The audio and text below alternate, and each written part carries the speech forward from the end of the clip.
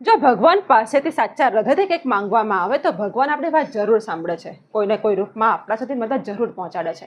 નમસ્કાર, આપણી સાથે હોલિંગ પર એક ઉદાહરણ સાથે સમજીએ। બપોરનો સમય હતો। એક નાનું બાળક રસ્તા પર ફૂલો વેચી રહ્યો હતો। લોકો તેની સાથે સોદાબાજી કરી રહ્યા હતા। એક સજ્જનની નજર બાળકના પગ ઉપર ગઈ। બાળકના પગ જોઈ તેમને ઘણું દુઃખ થયું। તે સજ્જન એક દુકાનમાં ગયા અને ત્યાંથી તેમને ચપ્પલ ખરીદ્યા। તે બાળક પાસે આવ્યા અને બાળકને કહ્યું, લે બેટા, ચપ્પલ પહેરી લે। ચપ્પલ જોઈ બાળક એકદમ ખુશ થઈ ગયું। બાળક એકદમ રાજી થઈ ગયું। તેણે તરત ચપ્પલ પહેરી લીધા અને તેણે સજ્જનનો હાથ પકડ્યો અને કહ્યું, તમે ભગવાન છો। બાળકની વાત સાંભળી પેલા સજ્જન એકદમ સ્તબ્ધ થઈ ગયા અને કહ્યું, ના ના બેટા, હું ભગવાન નથી। તો પેલું બાળક તરત બોલ્યું, તમે ભગવાન નથી તો તમે ભગવાનનો મિત્ર હોવા જોઈએ, કારણ કે ગઈકાલ રાત્રે જ મેં ભગવાનને પ્રાર્થના કરી હતી કે મને ચપ્પલ અપાવો, કારણ કે મારા પગ ખૂબ બળી રહ્યા છે અને ભગવાને આજે મારા સાથે ચપ્પલ પહોંચાડ્યા।